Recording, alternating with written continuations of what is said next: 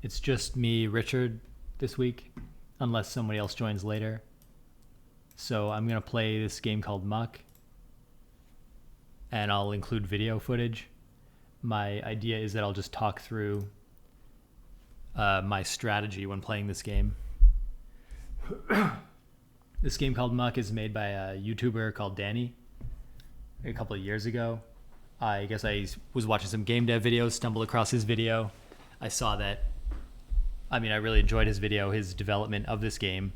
Playing it, at first, I think I played it a couple of years ago, and I found it very punishing, and so I didn't stick with it for very long. But what I like about it is it's multiplayer and it's free, so it's very easy, especially in these times when I always have other friends online to play games with. It's a very easy game to recommend to other people and to just jump into without thinking. I like the format of it as well. It's kind of like a roguelike Minecraft game. And everyone's familiar with Minecraft, so they kind of know what to do going into it. They have some intuition. And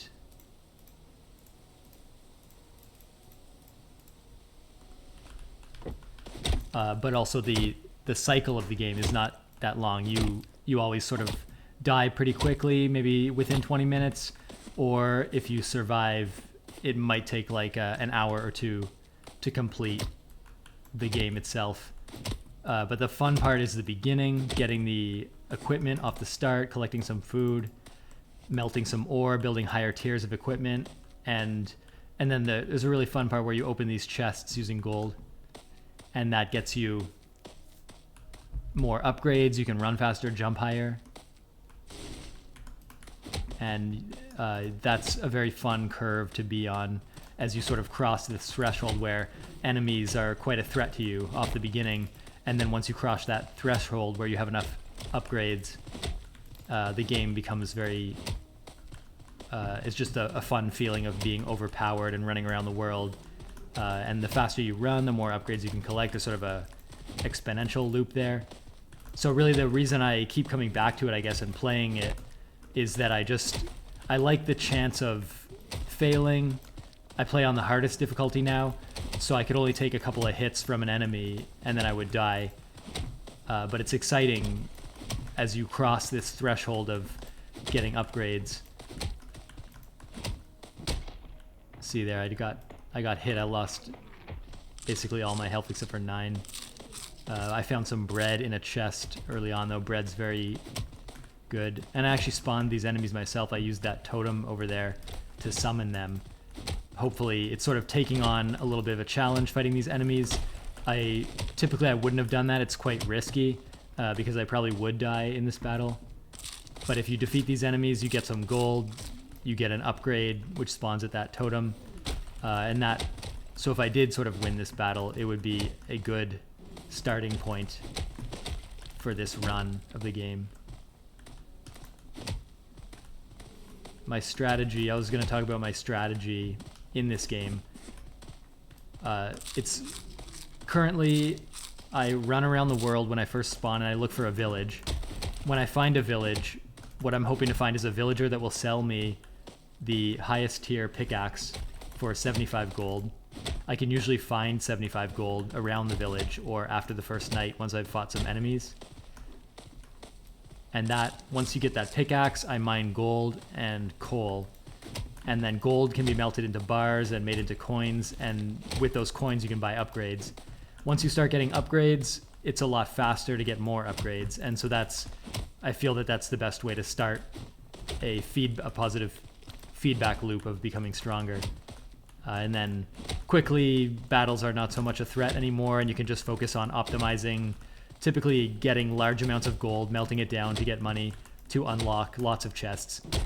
Once you've done 2 cycles of that, you pretty much you're not really going to die in a battle anymore, and it's just sort of optimizing the rate of advancement. I died there in that battle, sort of knowing that was a bad decision to open that totem, but I thought I would just take a risk and see if I could win that battle. But actually I was noticing during that battle I was so underpowered that it was taking so long to win that battle. It was actually a waste of time because I could have been running around collecting resources in the village and had a much better outcome. I wouldn't have won that much money or upgrades for winning that battle.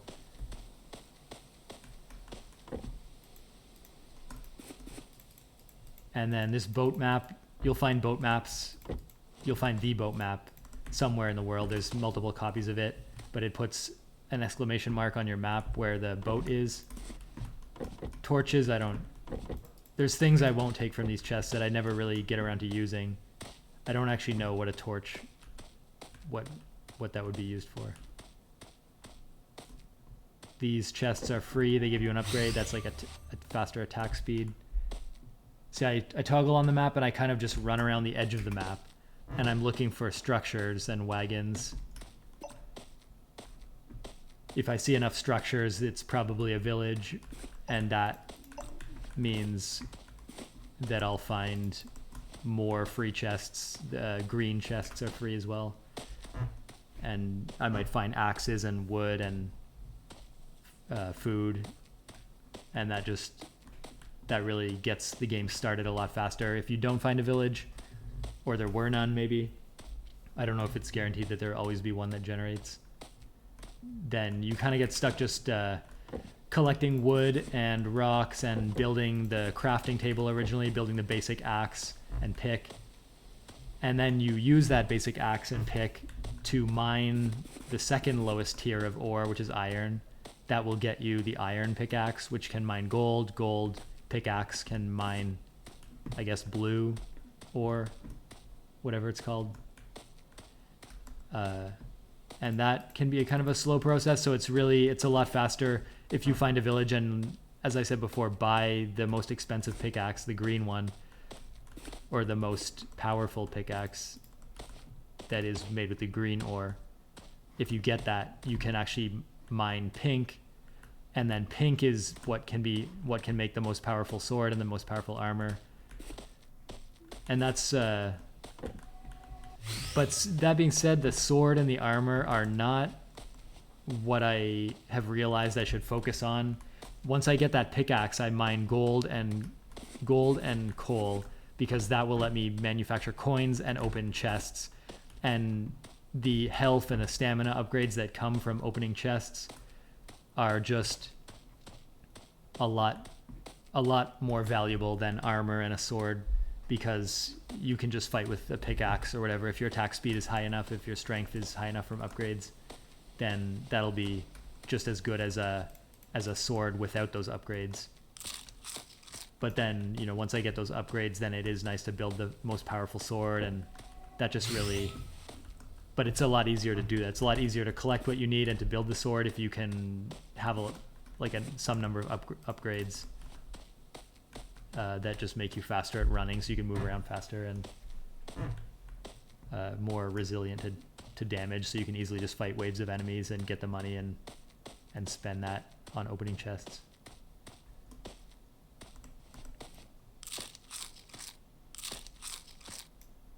So maybe during this I guess I'll try to talk a bit more than naturally.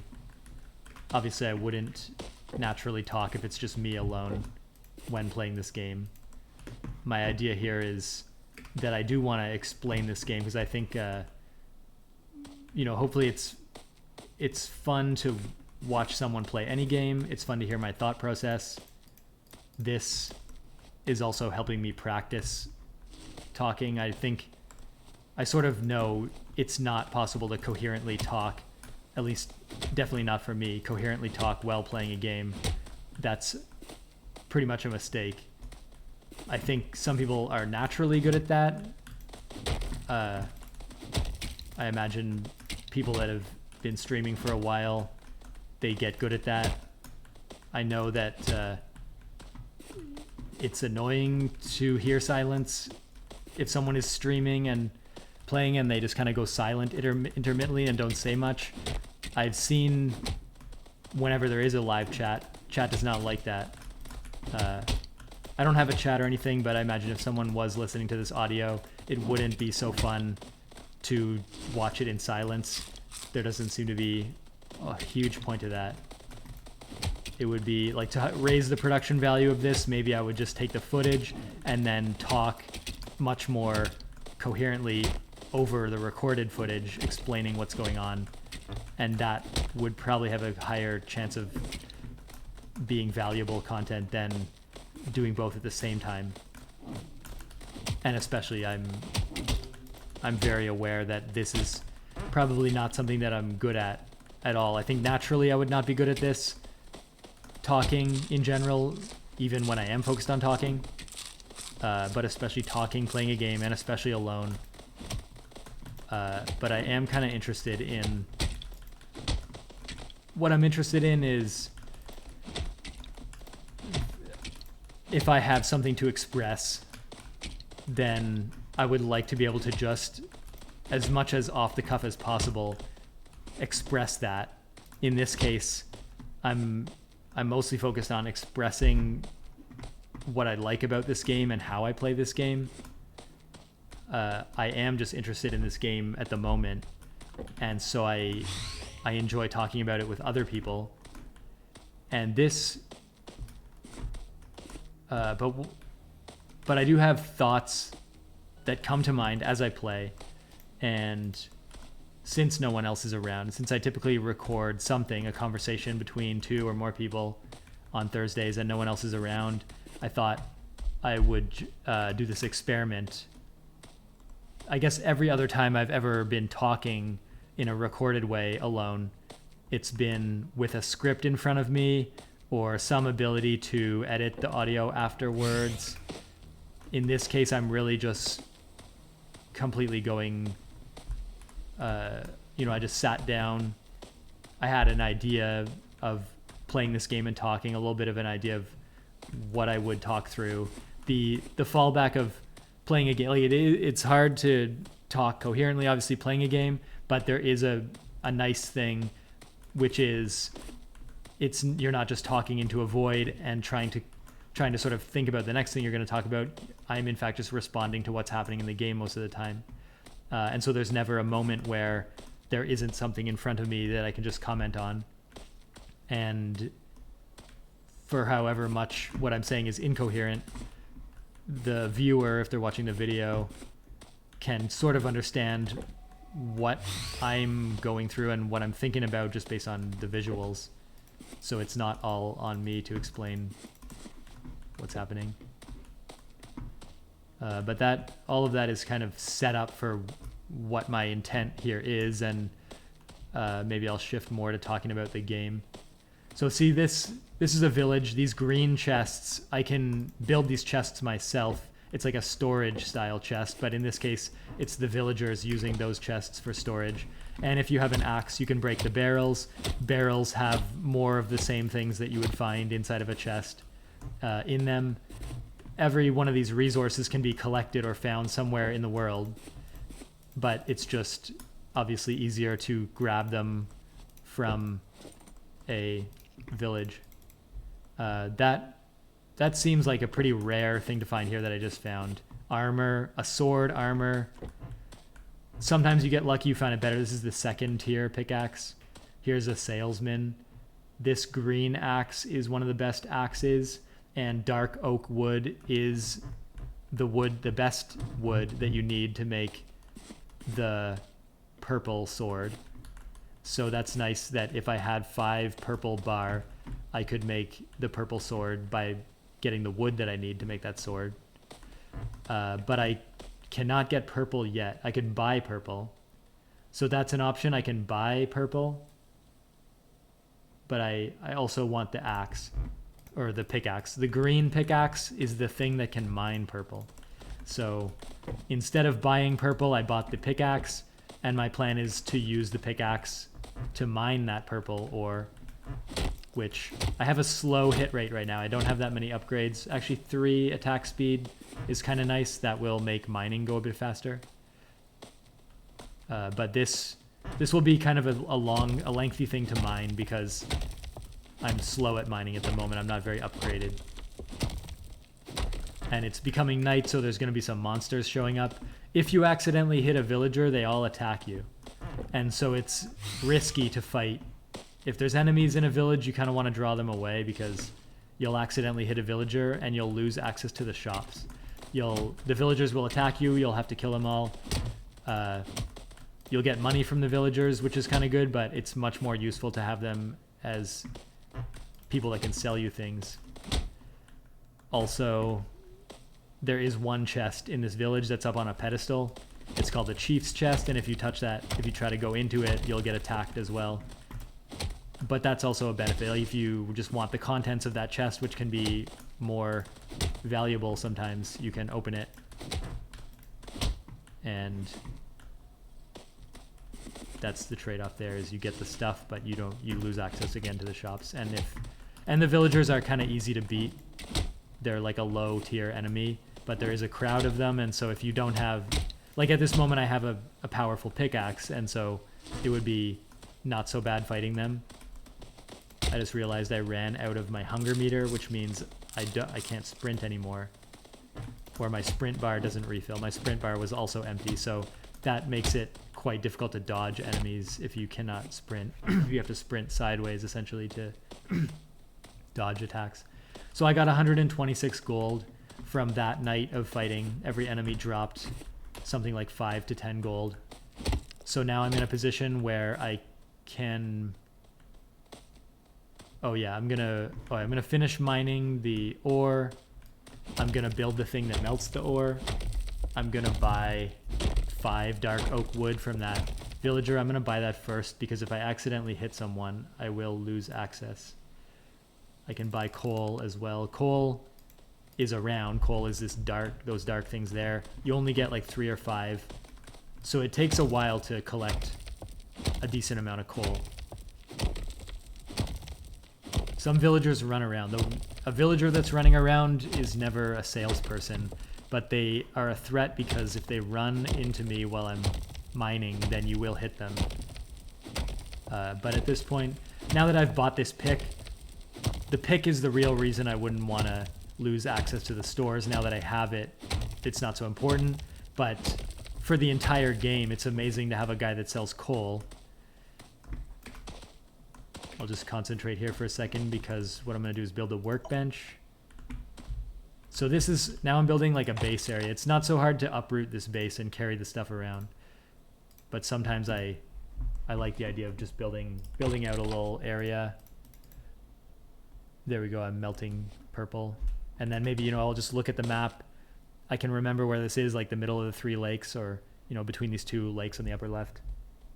If I come back there's no way to mark the map, but if I come back to this place, that's where I'll have access to some equipment that I've built. So I touch that bar, and now if I look at the anvil, I could also, you can break them to pick them up. I'm just going to position that in the usual place that I have it to the right of the crafting table. I have 14 gold bars. You could use gold to make gold pickaxe if I had some wood. I wouldn't make that though because I already have a better pickaxe, the best one.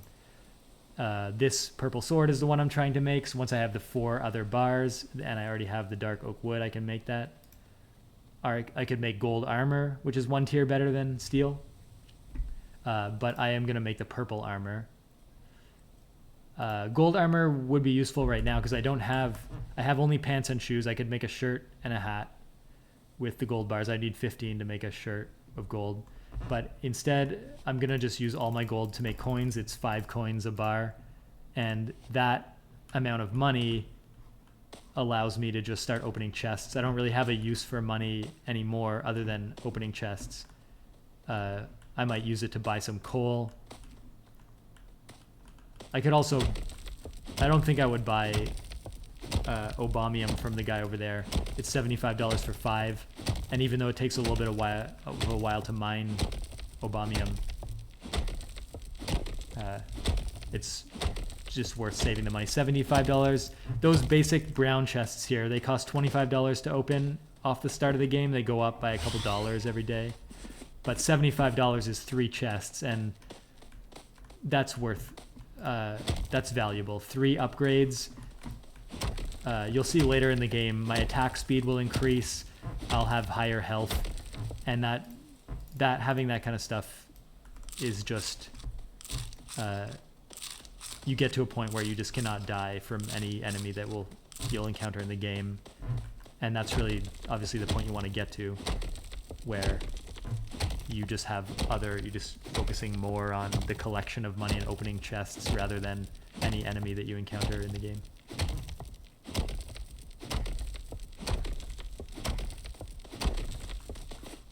That guy ran in front of me. I didn't hit him, but that was close.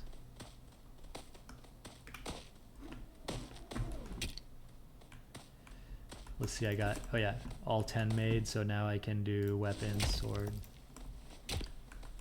I'm just letting that guy attack.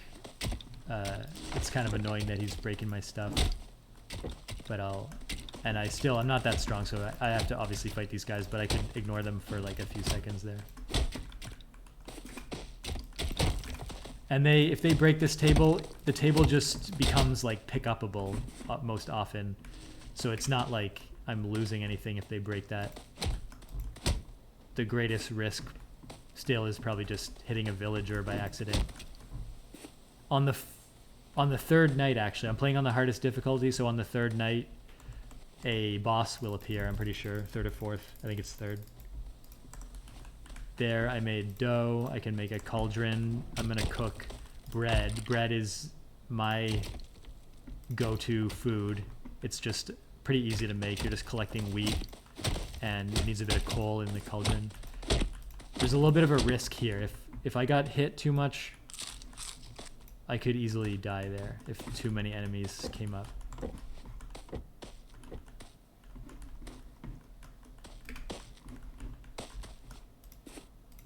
So now sometimes that is how I die. I just run out of food, and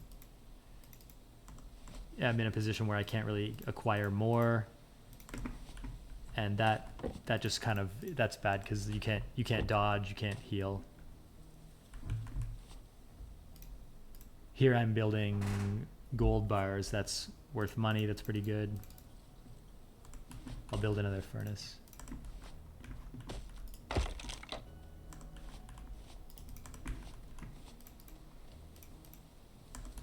And I'm gonna take a quick washroom break. I'll be back in a second.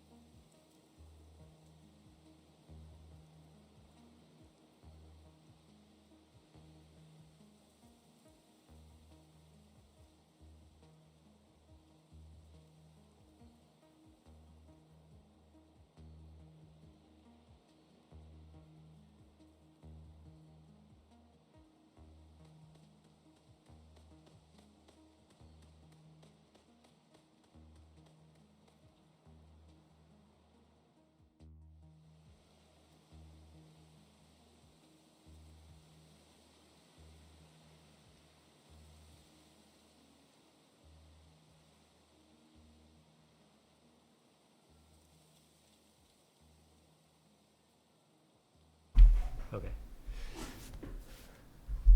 I'm back. This game, even though it's multiplayer, you can pause, so I can hit escape to pause, and I didn't pause when I was away, and that was a conscious decision. I thought it would be interesting to see if anything would happen. Like if an enemy showed up, he would obviously kill me when I was gone, and I don't know why, but I just wanted to leave that open as a possible thing that could happen, even though it would have been easy to prevent by pressing escape. I feel like I'm in a good position in the game at the moment, and so I feel like there's not a huge, I suppose I could die. Actually, yeah, third night there's gonna be a boss.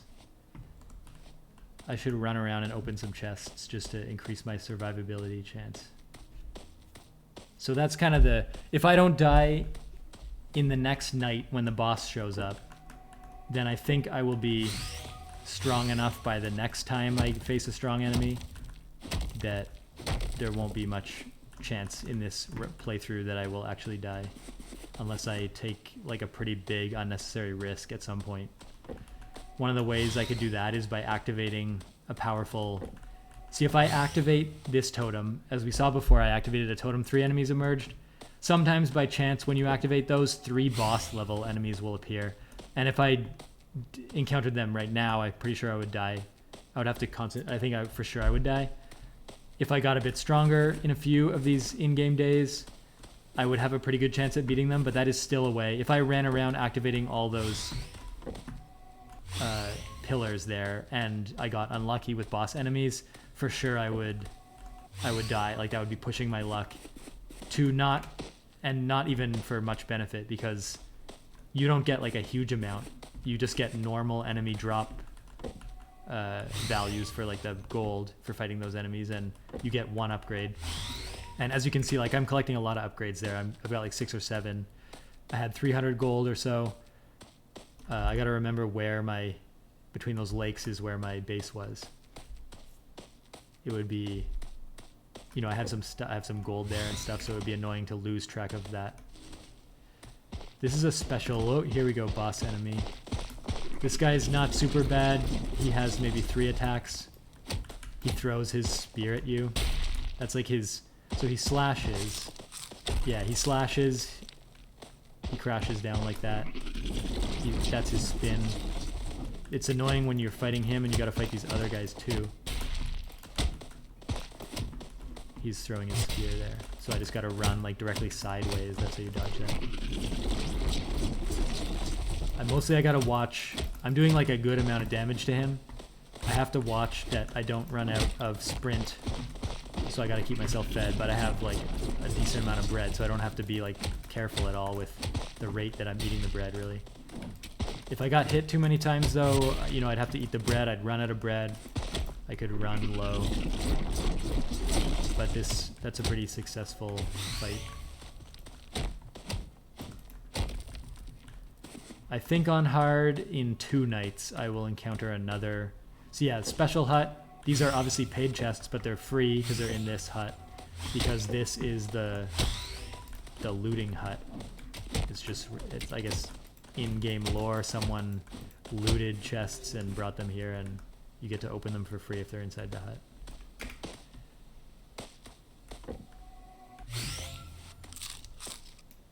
This is a moment where I could summon 3 enemies and fight them for a bit of gold and an upgrade, but I would not risk it. That's something that I've learned, that is a way I can push my luck for a small amount of gain, and it's just not worth it. See, I can open a bunch of chests, I can go back, get more gold, I can become much stronger over the next day without risking death by summoning enemies that are too powerful.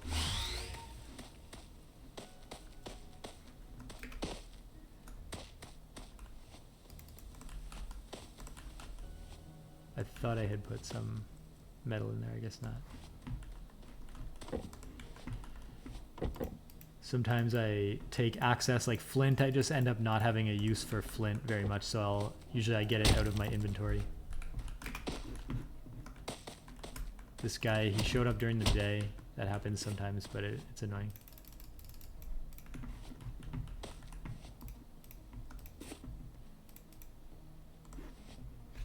Yeah, so at this point, I want more purple. I want to build purple armor, but that's not my primary focus. I would like to run around and collect gold. And maybe I would purchase some coal.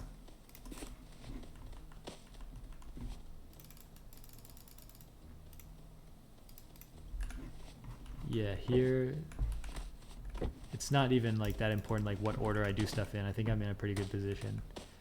But now at this point I would love to find a lot of gold just lying. I have to find gold ore lying around, and that would really put me in a good spot. If I collected some gold ore, I could melt it down into a lot of coins, and then that would be a huge wave of chests that I could open. I'll continue opening chests so that I can be like faster and do more damage. That will let me track down and find gold faster by running around, looking around faster. Picking up wheat for bread. I see, oh, that's like rocks maybe over there.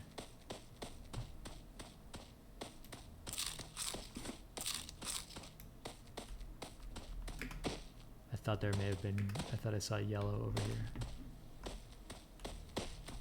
Sometimes caves have higher rated materials. I think I was inside this cave before. Sometimes I get lucky and I find like 5 or 6 gold ore deposits, and you know, you just get like 69 is the highest count in one stack you can hold, and you can get, you know, 3 of those stacks. So 70 times 5, because that's essentially, you'll get, if you have 1 gold ore, it will be 1 bar, which is 5 gold. So 60 times 5, 300. So a full stack of gold is $300. 300, I guess that's 3 times 4 is the number of chests that I can open. So you can open like 12, you get 12 upgrades, which is a substantial stat improvement. Especially I already have like quite a few upgrades. So doing a whole, like collecting a lot of gold right now,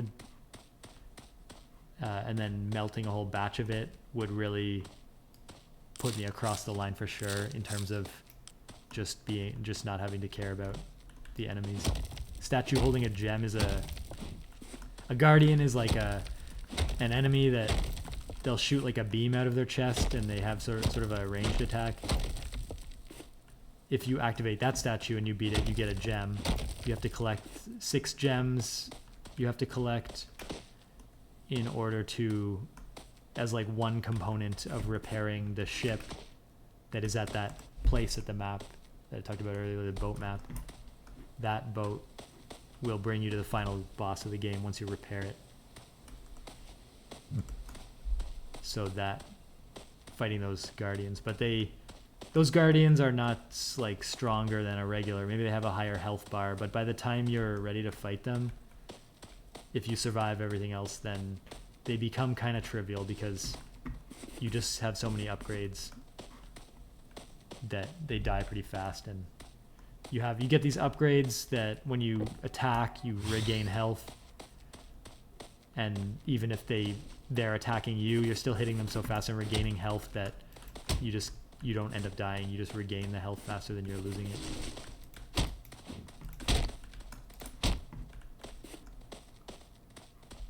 This axe is still the basic axe, and there's really no reason to build a better axe actually, because I already got the best wood, dark oak wood.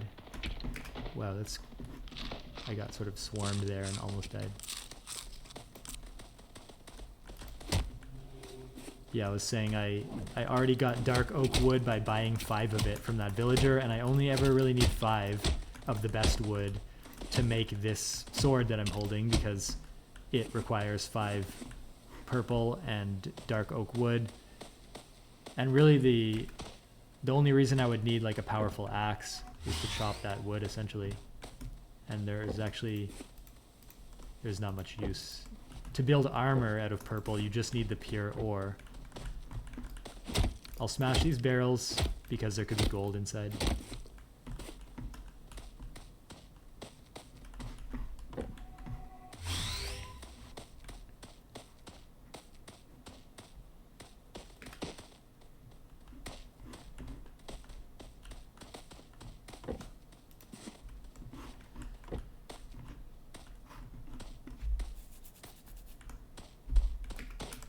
So that's 66 gold ore. That's good. And I could build, I don't have that much coal at the moment, but I could build a place to melt the ore like right here. Get some ore melting as I collect in this area, instead of waiting until I get back to the original area to melt all the gold. And that would be like optimal play, I think. Getting gold sooner while collecting gold. I'm sort of not playing optimally if I just collect all the gold and then wait longer, because I could still be killed in a night where a strong boss arrives.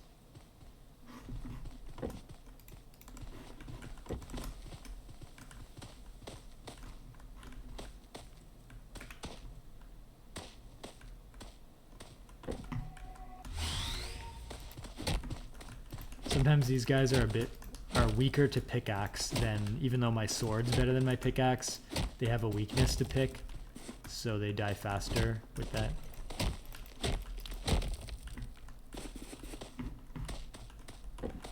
Yeah, I just feel like I'm collecting so much gold there, and like the upgrades just keep coming in, and so I'm not too worried already. I'm dangerously not concerned about surviving the next few upcoming nights. I guess, you know, what could happen is like multiple bosses will spawn. I think maybe 2 bosses could spawn in a nearby night, either tonight or on night 6, and that could have a high risk of dying. I could get hit a couple times, run out of bread, and not really be in a very good position, and it could take me a bit too long to kill the enemies. But this is another moment where if I get back to base with all this gold and melt it and open up a bunch more chests, I'm very close to just becoming too powerful to die. I think I would start heading back to my base area at this point.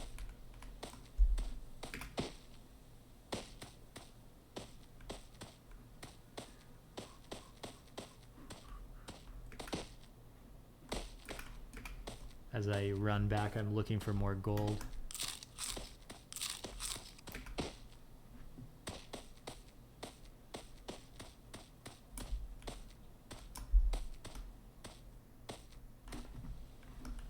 I could go for coal. I don't have enough gold to buy. I don't have gold to buy coal, so I'll just collect some. But I have a very low amount of coal, which is kind of annoying. I would like to have a lot of coal, enough to melt all the gold, but I think, you know, I'll just put the coal in, start collecting more coal, and I should be back with more coal before this batch of coal runs low.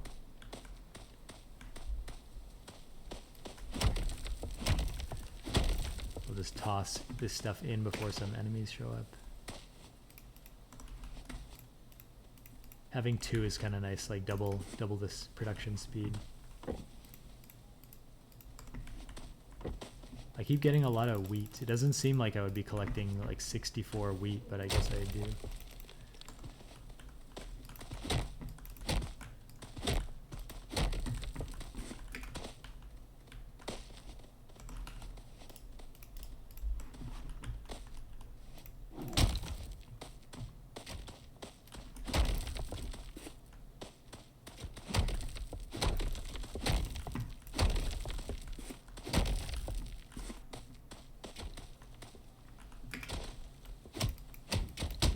I can jump higher than normal because I have the jetpack upgrades. Oh yeah, that's a bit of money, so I could buy coal.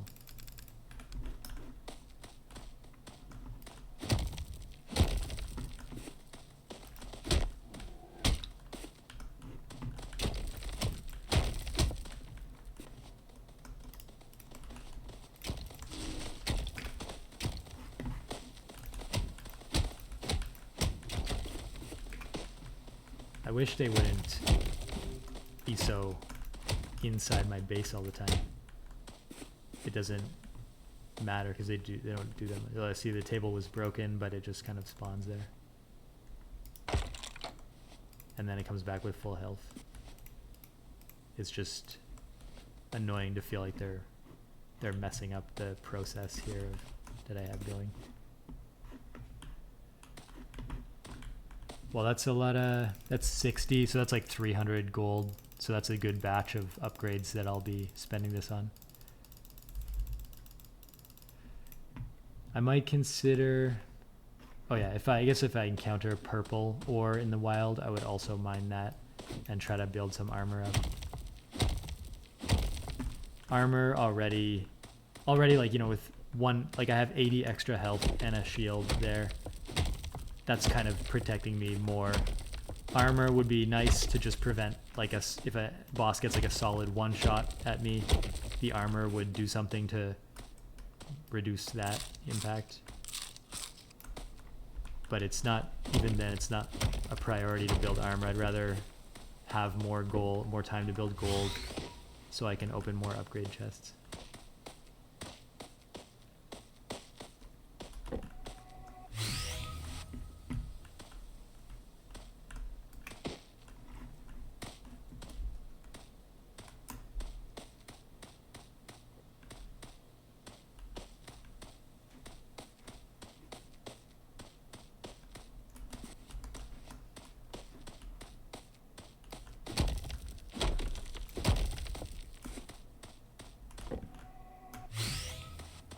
There you can see these now cost 40. So they used to be 25. I'm assuming they get more expensive every day and not like more expensive after you open a set amount. That's the way it seems. So I guess, yeah, money early on, like the money goes, yeah, having this amount of money early on, it goes further too. It opens more chests because the chests are not as expensive early on. And that feels like a nice benefit of just having an efficient early game and opening chests early on. That's the kind of, I like that sort of a feedback loop there. The stronger you get, the stronger, the faster you get stronger. And then by the time you encounter harder bosses on later nights, you're sort of ahead of them in terms of power. There's purple ore.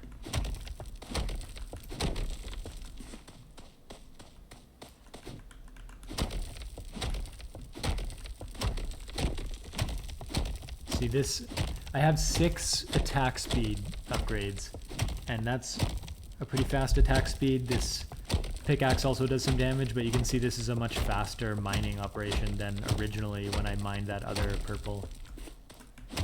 15 purple ore, it's random whatever these will drop, how many ore they'll drop. 15 is what I need for one shirt. The shirt is 15, the pants are 15, and the helmet and the shoes are 5. So you need 40 to do a full set of armor. And see, that's not so hard to get either. I feel like I could easily get that armor, but if I have full purple armor and a sword, I'm just as vulnerable. It feels like I'm just as vulnerable as I would ever be. And the thing that makes me not vulnerable is these upgrades, and so that's why I try to not focus on the armor. I'll just get armor as it comes and not in any way optimize for it at risk of missing out on upgrades.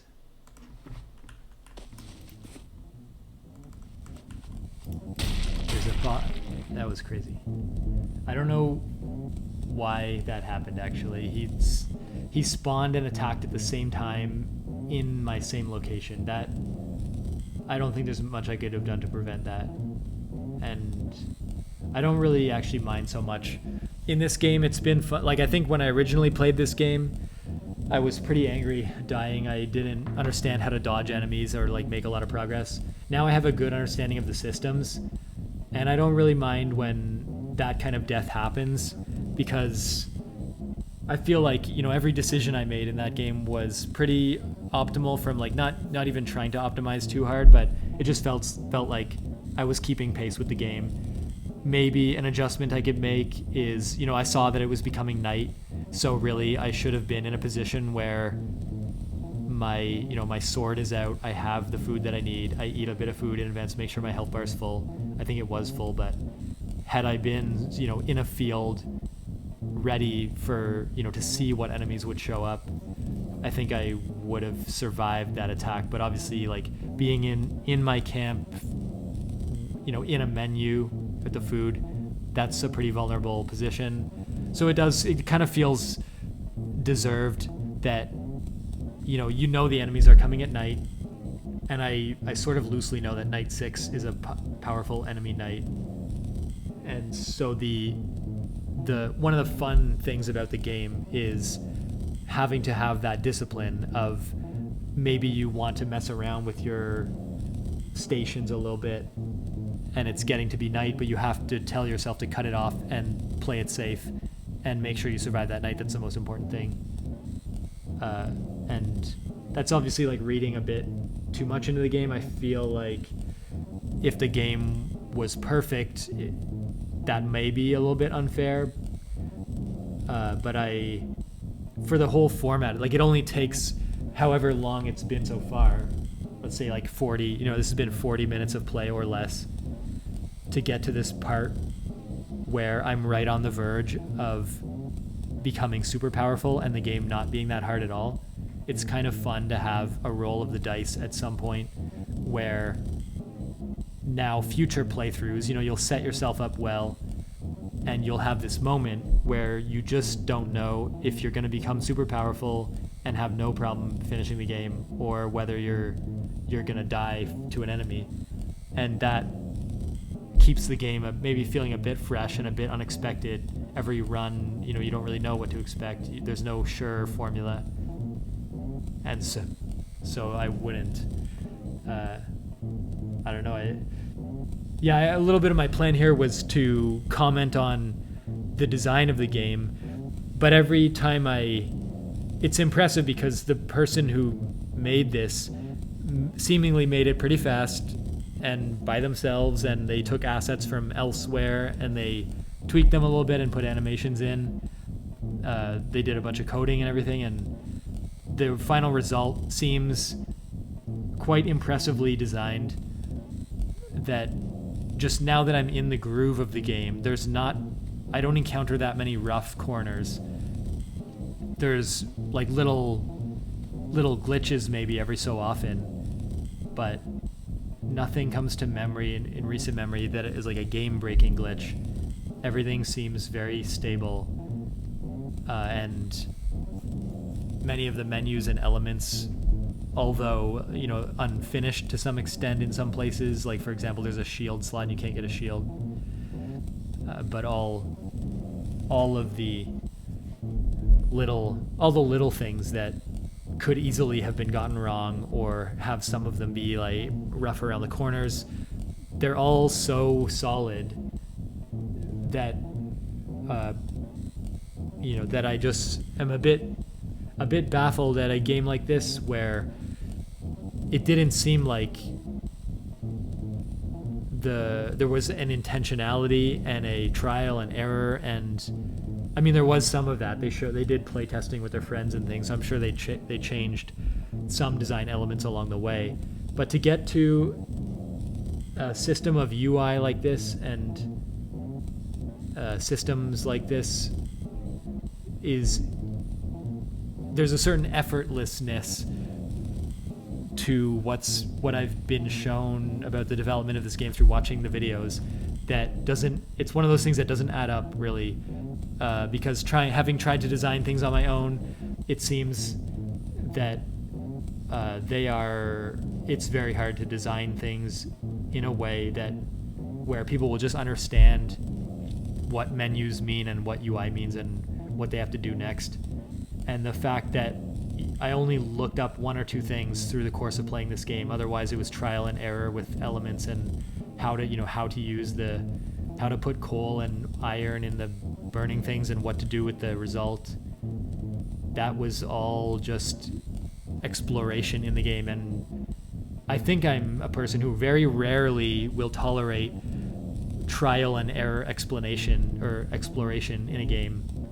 I usually want to feel like my hand held a little bit, and this game feels like it does not hold your hand.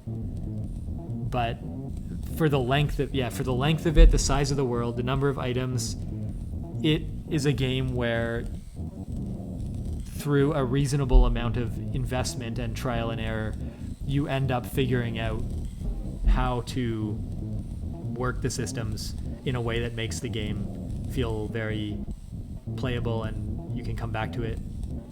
And that's the thing that I would want. I want to show off this game, talk about it, and communicate that I am as confused as many would be about how this free game that has multiplayer exists and also has a YouTube video detailing. I'm actually going to pull up that YouTube video. I'll show the video I'm talking about. And at the same time, there's no reason this video would be an advertisement for another one of this dev's game, but I will make it one essentially. I learned about, yeah, here we go. This is the video I'm talking about. Check out Sebastian's channel. He has some. This is the video that shows off the development of Muck.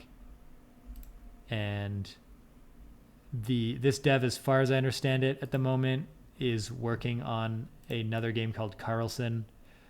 There's an item you can find in Muck that advertises Carlson, but you will also be advertised Carlson, I think, throughout this video actually, and also other videos on the channel. And I don't actually know much about Carlson, but I'm interested in seeing what this dev does next. And so that's why I've wishlisted Carlson on Steam. Let's check out my Steam wishlist. I don't know how to do that.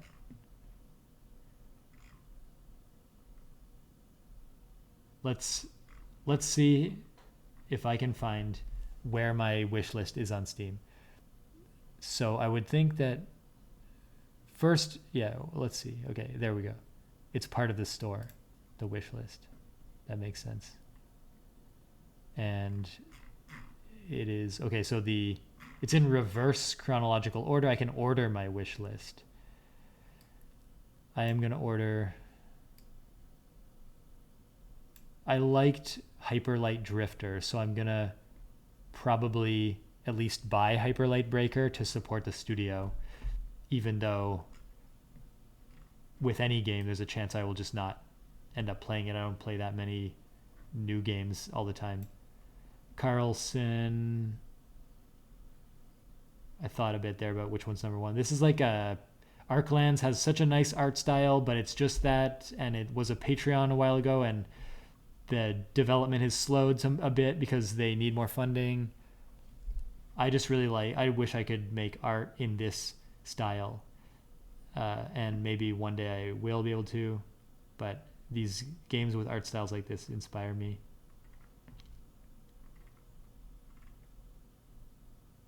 No, I played the first Talos Principle and I really liked it, but I have not felt the need to play another Talos Principle for some reason. I drink a lot of boba tea. I just drank boba tea just before recording this. So that's number 4. Enshrouded, I heard, was like Valheim.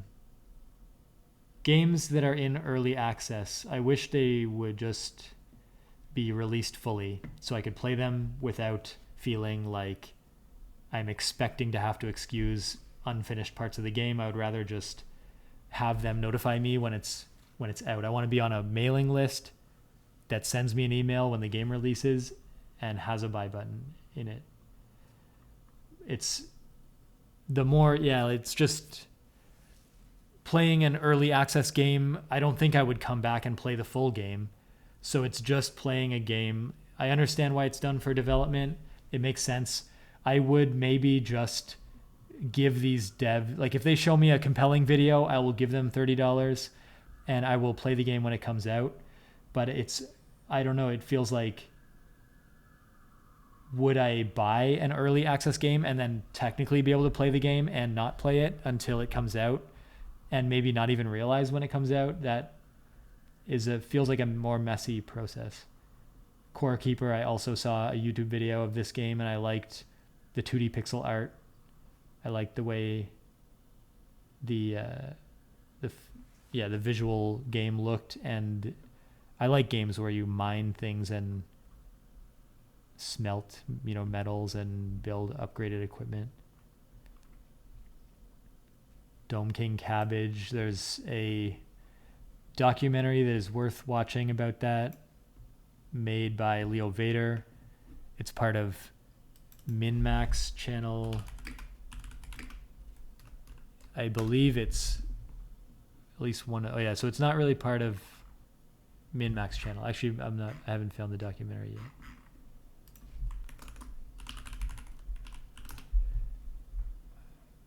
Okay, so it is, the one version of it is available on MinMax, but there's a much longer version with a lot of content that is available. I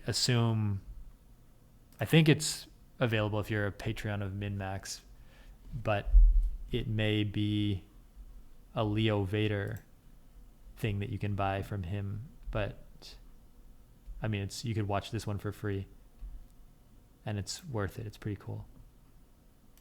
The documentary, in the words of Leo, I believe, is about the friendship of him and his friend, finding, I guess in my words, finding a way to spend time together while both doing their passions, which are, in the case of Kobesoft Joe, game development at the current time, and Leo making videos. And of course, Leo making a documentary about his friend's game is a way that they've created a pretty cool piece of content while both doing what they most enjoy doing. Chained Together, I would only play that if friends were interested, and they don't seem to be. Gambo Nanza is a chess game with interesting visuals, and I haven't seen a lot of chess games, and I'm kind of interested. I like playing chess, but I get bored of classic chess, and I haven't really played the variations of chess that much that are available now. But I'm looking to use my knowledge of how the chess pieces move in a game mechanic. And I think we're at a moment in time where enough game devs probably know how to play chess that we might see some cool stuff, and this could be one of them. I don't know. Capybara, I don't know why I found that, and it could be worth it. I'll leave it. It stays on the list. World of Goo 2, I was confused about whether that was on PC or not. It looks like it is now. It wasn't originally. I think it was maybe an exclusive release. So I had to wait to buy it. Now I would buy it, but the time has passed a little bit. They should have just released it. Well, I guess I can't. I don't know if they, by choice, didn't release it because they signed some kind of exclusivity deal. I assume they just had to port it to PC. So that's not on them. So I should buy this game right now, but for some, I don't know, I just won't. Plate Up, I feel like that's a game that maybe me and my wife would play together. We like Overcooked. This one seems to have a bit more management, so I'm not sure about it. It looks maybe a bit complicated.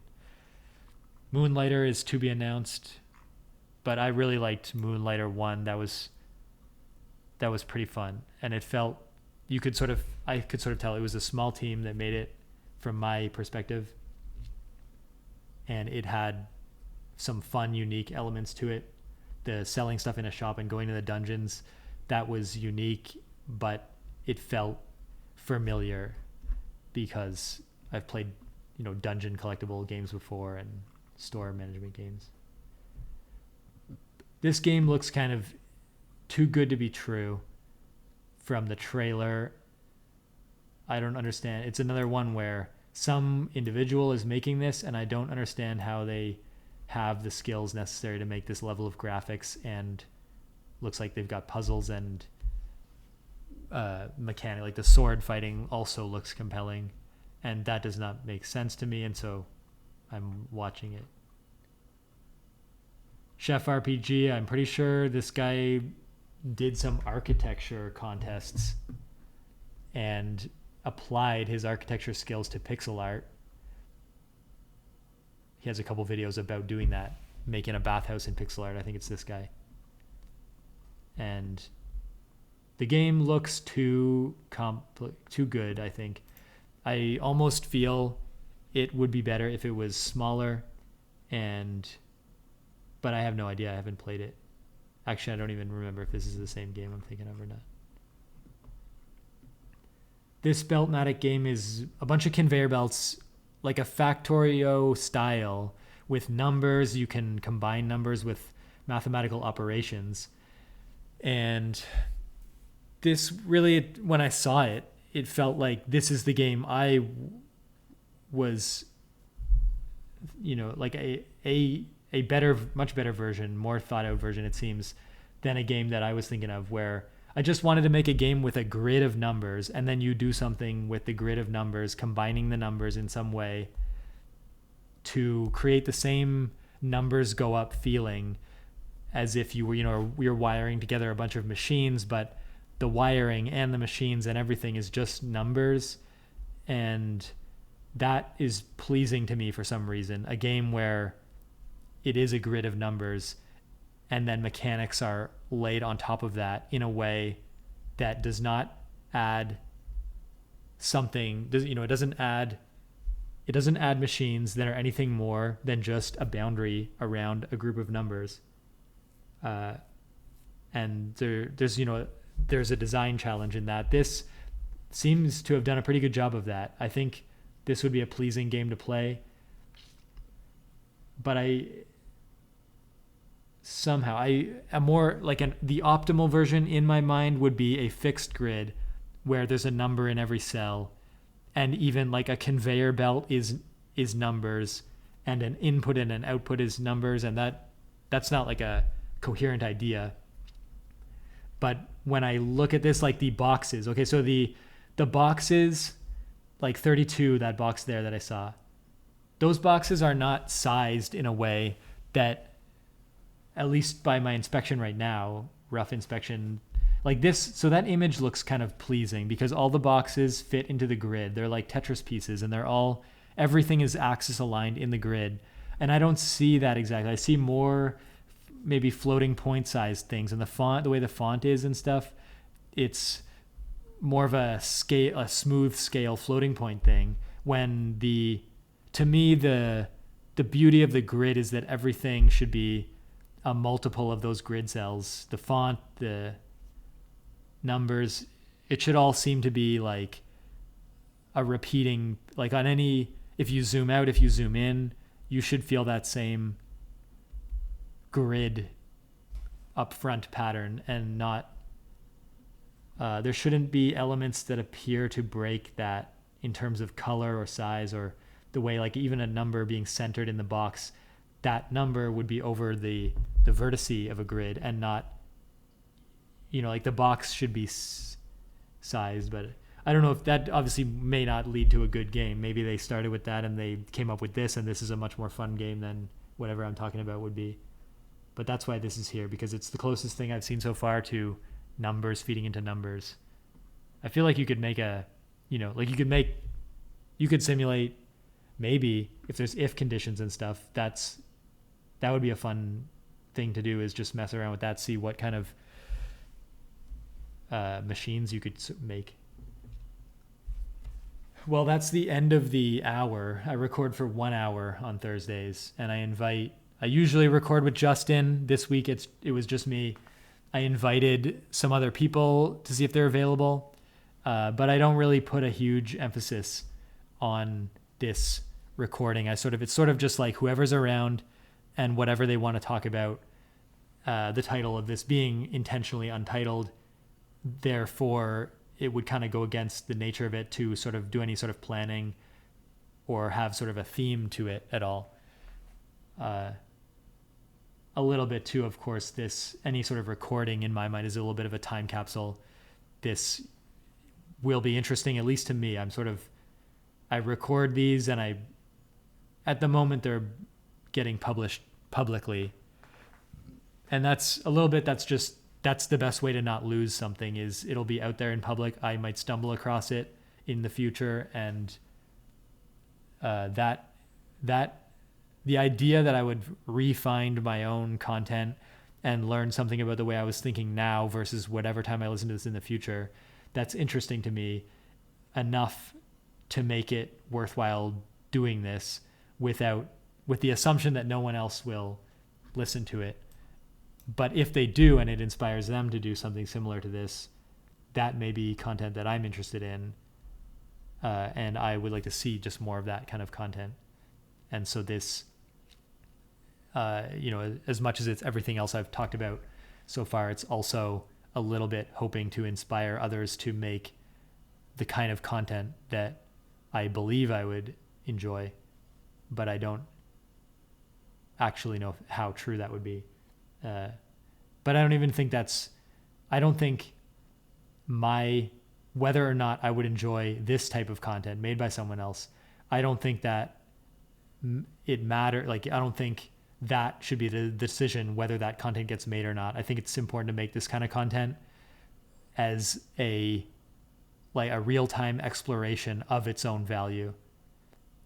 And we listen to this content. If we don't like it, we change it in some way and we make it better until we find something that we do like. And that is there's a process there that's happening that would not happen if, let's assume this is bad content. If this content isn't made, we don't have that data point. And probably we do. Probably everyone who makes content knows, let's assume that this is bad style of content. But I guess I don't have a instinctual feeling with that, but maybe I'll develop one by like having the experience of making this content, assessing how hard it is to make, which at the moment it was fairly easy to make this today. And I did achieve my goal of talking approximately for 1 hour, saying coherent things and playing a game that I sort of want to just show off. I like the game Muck. And I guess my point about that, and I'm kind of losing my point, but my point is that I've done an experiment for myself in which I assessed, is this kind of thing worth making? And at the moment it's crossing the line. So this is like a successful experiment in terms of, would I do this again? Sure. And does it make me feel like I accomplished something? It kind of does. It's, I feel in the moment, I feel like I'm going to end this and I'm going to go work on another project that I'm working on right now, another side project. And I'll be like, and no worries if I don't accomplish anything with that other side project, I already made something today. And so the pressure's off. And whenever I feel that way, that I've already made something, the ball is rolling, the pressure's off, that is a good formula for relaxing and taking another step in terms of advancing another one of my projects. So that's all I'll say. I don't have any good way to end this. It feels a little bit like there should be some kind of concluding remark or something. When there's two people, you sort of have this sense that the other person's time is valuable too. So you say it's the end of the hour and you wrap up and you say bye, and that like you say bye, they say bye. There's sort of no one is like left hanging there. But if it's just me, it's kind of scary to think that it's like saying bye to my own train of thought or something. If I say bye, it's a shift in is sort of the activity that I'm doing in a way where I'm concentrating on one thing, and then I say, this is the end, goodbye. And then I go back to sort of like it's like a sudden change in my own thought process that is this like point where I decide to change suddenly my thought process. But anyways, that's maybe not, that's probably not anything. Well, anyways, that's the episode for this week. Tune in next week and it might be more than just me here.